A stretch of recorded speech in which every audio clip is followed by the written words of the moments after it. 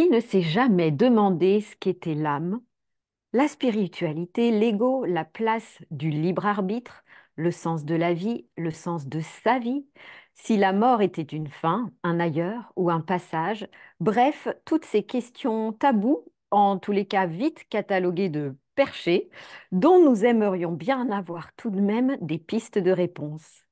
C'est de ce constat qu'avec Véronique, nous avons choisi de vous proposer des séries de courtes vidéos Raconte-nous, où nous explorerons ces questions, apporterons des pistes de réflexion en toute simplicité, sans affirmer que ce qui est dit est la vérité.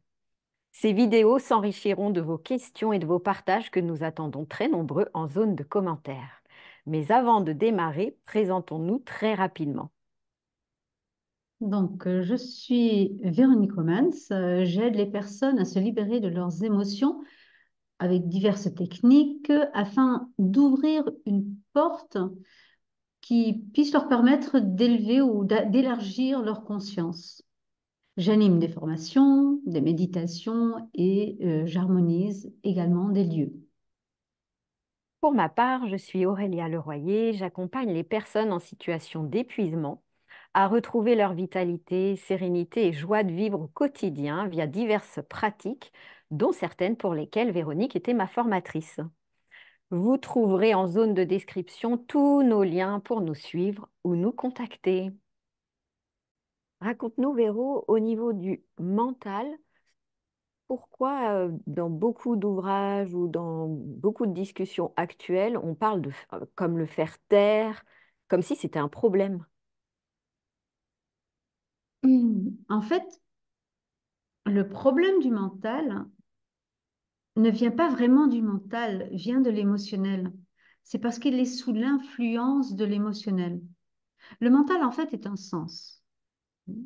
Est un sens, c'est un comme votre disque dur dans un ordinateur. Il va emmagasiner des choses que vous avez expérimentées, que vous avez lues. Voilà, comme par exemple, moi j'ai un logiciel de la langue flamande.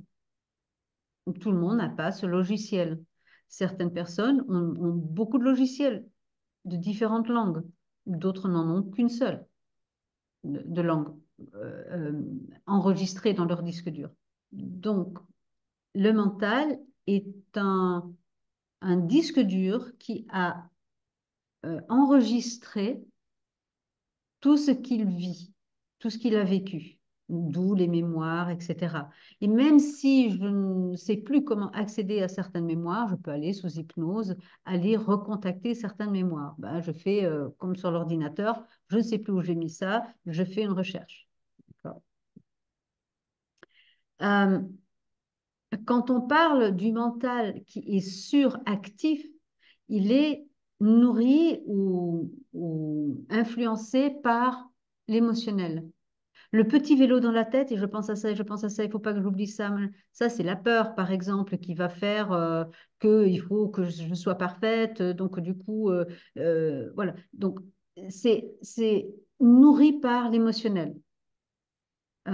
Ou quand j'ai été avec des personnes et qu'on a eu des discussions et que je rentre à la maison, après je vais ressasser ça. Ça, c'est l'émotionnel. C'est je me juge, j'ai pas bien fait, machin, et donc j'aurais dû dire, j'aurais dû pas faire. Bon, tout ça, c'est l'émotionnel. Donc, c'est en fait, quand on travaille sur faire taire le mental, c'est surtout penser à faire taire l'émotionnel d'abord. On ne peut pas faire taire le mental si on ne fait pas taire l'émotionnel. C'est lui qui va nourrir euh, le mental. Maintenant, le mental peut aussi avoir certaines croyances qui sont, encore une fois, nourries ou soutenues par l'émotionnel. Ces croyances peuvent être limitantes. J'ai appris ça, j'ai fait une case de, je sais pas moi, la, la politique, c'est mauvais, je ne veux pas m'y intéresser. J'ai mis ça dans une case, mais du coup, c'est une croyance limitante. Euh, et comme ça, on peut en avoir plein sur la nourriture, sur les mouvements, sur courir, c'est mauvais, c'est pas bon, donc du coup, il faut absolument pas courir. Et voilà. Mais c'est encore une case d'une croyance limitante. Vu que ce qui est bon pour moi n'est pas forcément bon pour quelqu'un d'autre, et ce qui est bon pour quelqu'un d'autre n'est pas forcément bon pour moi.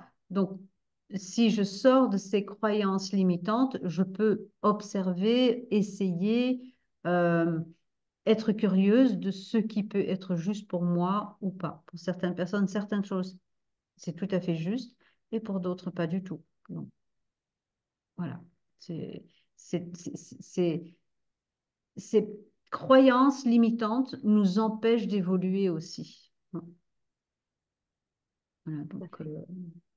le mental, faire taire le mental, c'est utiliser le mental vraiment comme un disque dur pour capter ce qui vient de l'intérieur, de pouvoir le traduire avec les logiciels que j'ai et pouvoir restituer ce qui se passe à l'extérieur et du coup avoir une action au plus juste par rapport à ça.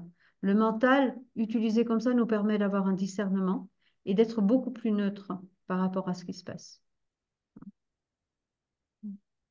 Merci Véro.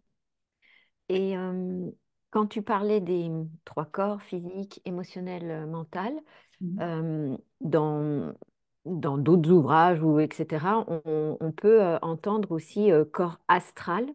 Est-ce que tu peux le situer dans ce que, dans ce qu'on a précisé précédemment?